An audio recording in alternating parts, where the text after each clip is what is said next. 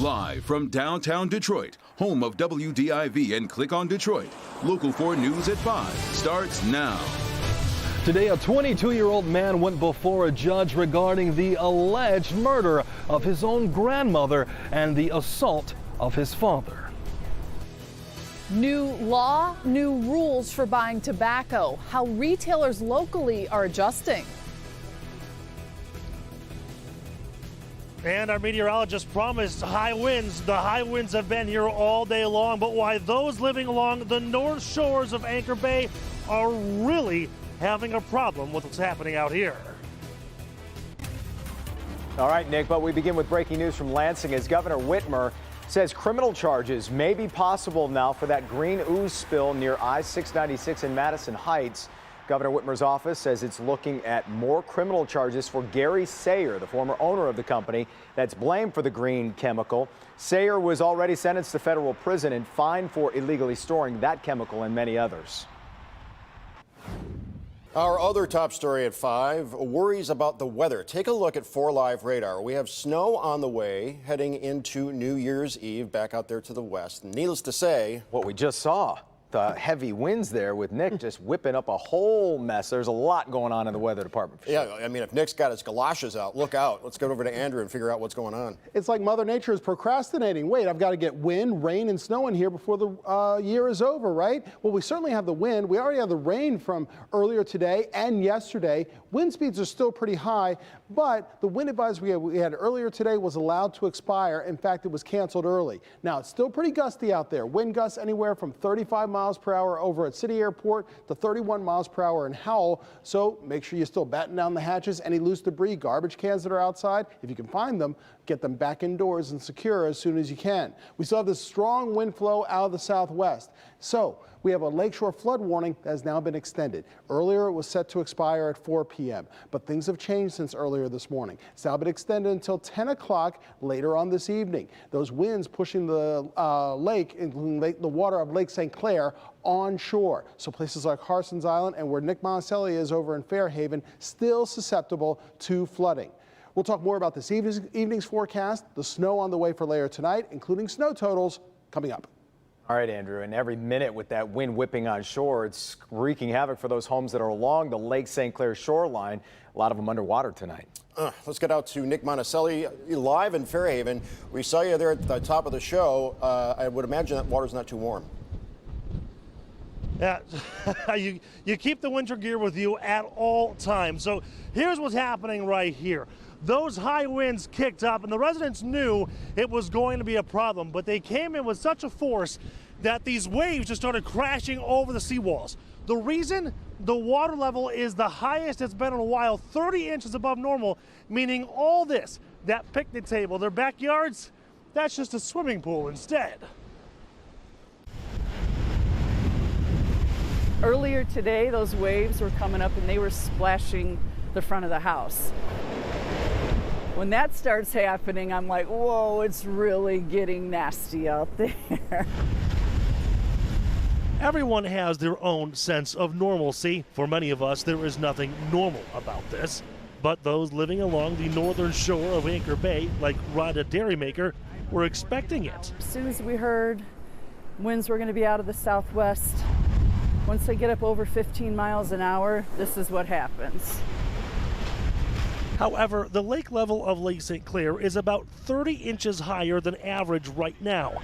Add the high winds and the flooding is much worse than their normal. Now it's covering streets and surrounding their homes. And a busted section of seawall doesn't help either.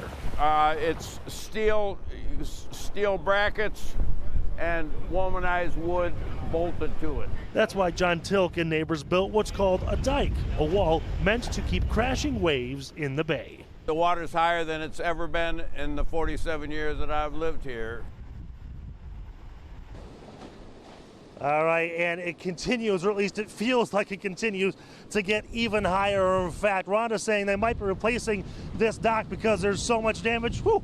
And some people have built these walls to try to get the waves, or at least keep them from crashing over. A big problem they have is a portion of the seawall has busted. We'll talk about that coming up on Local 4 News at 6. Jason and Jason. Nick, thank you for braving that angry lake to file that live report. The flooding isn't the only weather-related issue today, right?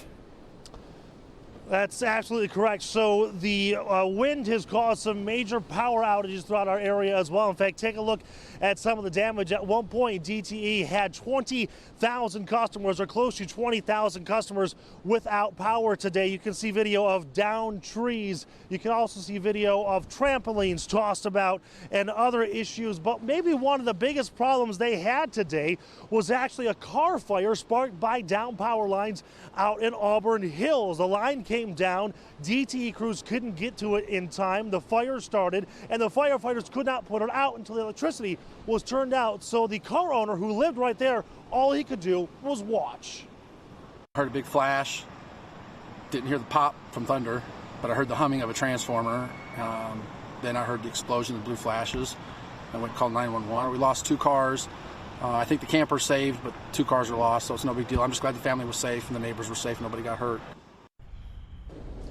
That is the most important part. In fact, some businesses closed as well today because they didn't have power. I still visited a convenience store, a Family Dollar, multiple businesses closed for a couple of hours this afternoon. So both of you back in the studio, it is certainly warmer back there. This, believe it or not, they say they were expecting, but just not quite that bad. We're live here in Fairhaven. Nick Monticelli, Local 4. Nick, stay dry. Get back in the truck. Thank you. New at 5, police say this man shot and killed his grandmother and shot his father over the weekend in Oak Park. Let's get out to Victor Williams, who has more on the charges, which include first-degree murder here. Victor. Yeah, absolutely, Jason. Some are thinking of only 2 words when seeing this face, and that's pure evil. They're asking the question, who would want to shoot their own father, let alone their own grandmother, just days after Christmas? Your name, please? 22-year-old Robert Bowles of Oak Park answered to a judge today for the first time in the alleged shooting death and attempted murder of 2 members of his own family. I was advised by Robert that he went into the residence and shot his father, Robert Bowles, first, and then proceeded to shoot his grandmother, Mary Bowles.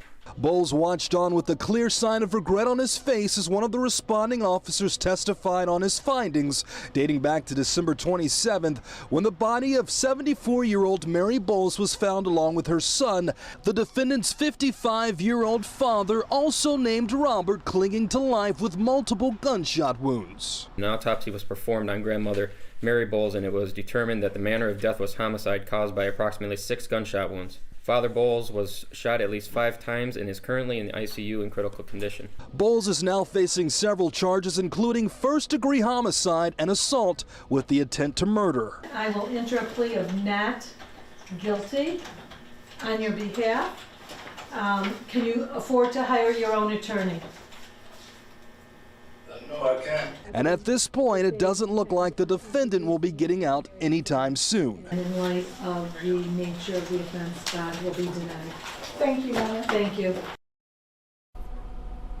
And once again, Bowles is pleading not guilty. He is due back in court on January the 9th. We'll, of course, keep you updated on what happens there. Reporting live out here, Victor Williams, Local 4. Back to you, Jason. Yeah, and Victor, the man who survived this, what's his condition in the hospital?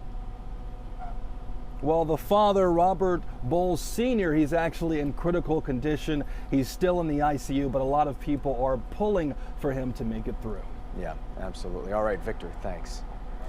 Police in Roseville are working to track down a pair of armed robbers who hit a Tim Hortons Sunday night. One of the robbers brandished a gun when they entered the restaurant on Gratiot, north of 10 Mile, just before 9 p.m.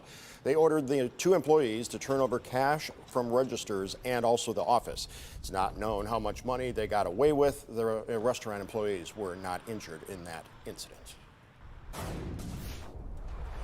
Well, it ended in signature fashion. The Lions led the entire game yesterday against the Packers and still found a way to lose. That's classic Lions. That's so Lions, I would SOL. say. And that's a hard 9-game losing streak to finish the season. That's pretty hard, especially when you consider they had they won, though. I guess the silver lining here is they would have fallen a draft spot. So, you know, if you're a Chase Young fan and you're holding out hope, there's that to look forward to. But as for the game, you know, here's the thing. Aaron Rodgers was having a terrible game for 3 quarters, or at least a half, and the Lions still couldn't get away with it. He finally warmed up. hit Devontae Adams. They ended up tying the game, and it came right down to it, and Mason Crosby avoided the uprights this time at Ford Field and gave the Packers the win and securing the first-round bye in the NFC. But the big reason the Lions are where they are this year is because Matthew Stafford suffered those broken bones in his back. So the first question in looking forward to next season is, how is Stafford's back? Yeah, I feel really good, which is good. I've had quite a bit of rest, obviously, and I think I'll be feeling really, really good pretty darn soon, to tell you the truth. That is pretty good news. And as we say, the Lions will have the number 3 pick in the draft. Bengals number 1, Redskins number 2, and we'll see who they end up with. At 5:45 in sports, we'll hear from Matt Patricia. What are the odds he's going to have a pencil sticking out right here? I think it's pretty good. 99, 98, 99? 99.9%. Yeah, pretty good. More to come here on a Monday. Here's Hank. It was a big travel nightmare, one that could easily happen to you. Tonight, we're coming to the rescue and showing you what you can do to prevent a similar problem. Help Me Hank, coming up. And New York's governor is calling it an act of terrorism. New tonight, the Jewish community left reeling from an attack on Hanukkah and what's being done right now to keep something like this from happening again. Here's Jamie. A new federal law is causing confusion. Too many mixed messages out there. The law is already in effect. How retailers and smokers are adjusting.